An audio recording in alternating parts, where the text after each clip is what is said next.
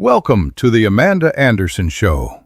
The following program explores life from a pro-life perspective. The information shared is for educational and advocacy purposes and does not constitute legal or medical advice. The science is clear. The pro-life movement is rooted in medical reality.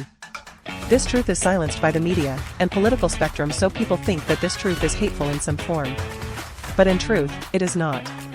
Welcome to the Amanda Anderson Show. Brought to you by Pro-Life, Pro-Reality.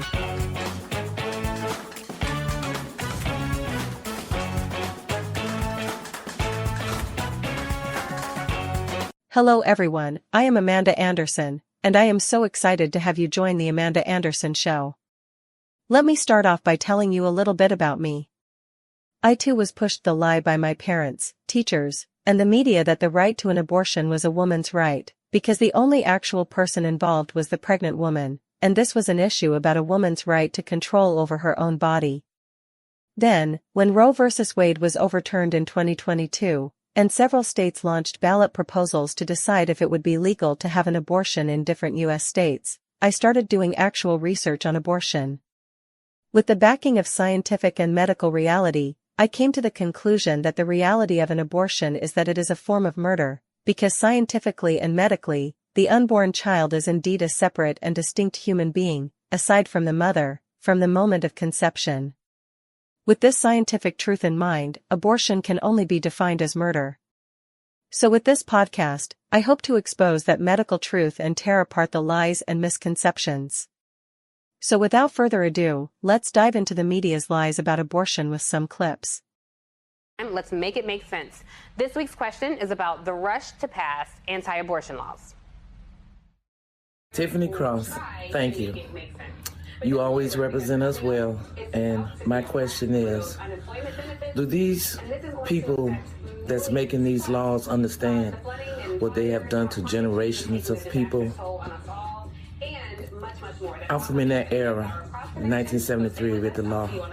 I had already had 2 bogus abortions that stopped me from having kids. It changed my whole life. Do these people really know what they're doing? Do they understand? And from that point, my life was ruined for the rest of my life because unthinkable things that I had to go through from that. Thank you. Wow. Well, first and foremost, Celeste, thank you so much for sharing such a powerful and personal story with us. And to answer your question, no, absolutely, they do not understand.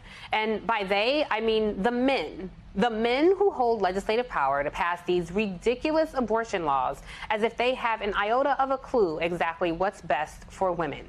But you know who else needs to be held accountable? The group of white women who have overwhelmingly voted Republican for decades, enabling these conservative lawmakers to continuously attempt to pass restrictive reproductive laws. Take Marjorie Taylor Greene, for example, who got into a Well, yes, they do understand what they have done to generations of people. They have caused new generations to be born, and the world to be blessed with the presence of these new generations. Abortion has taken away entire generations of people who now will never get to change the world. Actually, no, this reporter is wrong. If the medical truth is being spoken, it does not matter if it is a man or a woman who is saying it. These individuals actually do understand the science behind when life begins, and speaking scientific facts has no bearing on your gender. You know, in today's world, the conversation about abortion is often reduced to slogans, politics, or courtroom battles. But at its core, this is about something much deeper. It's about people. It's about mothers, fathers, and most importantly, children whose voices we'll never hear unless we speak up for them. When we say pro-life, we don't just mean against abortion. We mean for life. That means cherishing and protecting life at every stage, from the moment of conception all the way to natural death. Let me share a quick story. A young woman once came to a pregnancy resource center. She was scared, overwhelmed, and felt she had no options. But she found love and support there. She chose life for her baby, and today, both mother and child are thriving.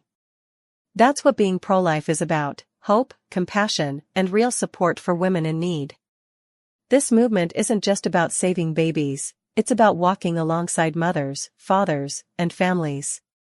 Here's something we can't ignore: science tells us life begins at conception. At just 6 weeks, a baby's heartbeat can be detected.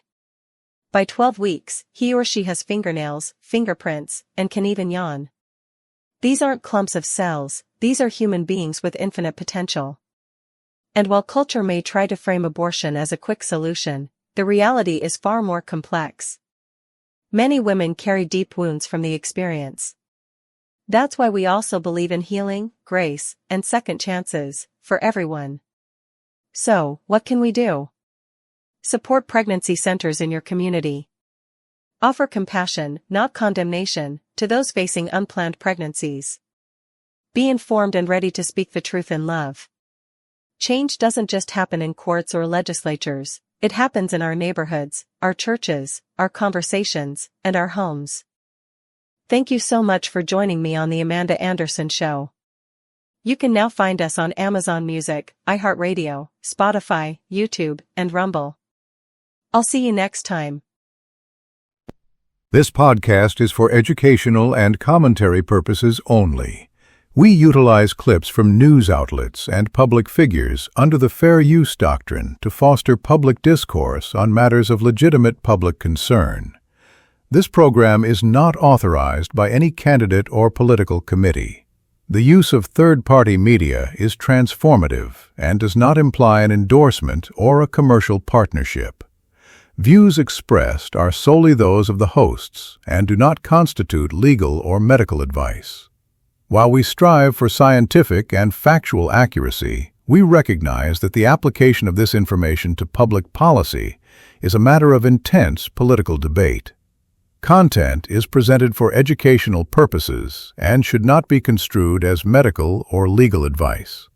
Listeners are encouraged to consult primary sources and professional experts to form their own conclusions.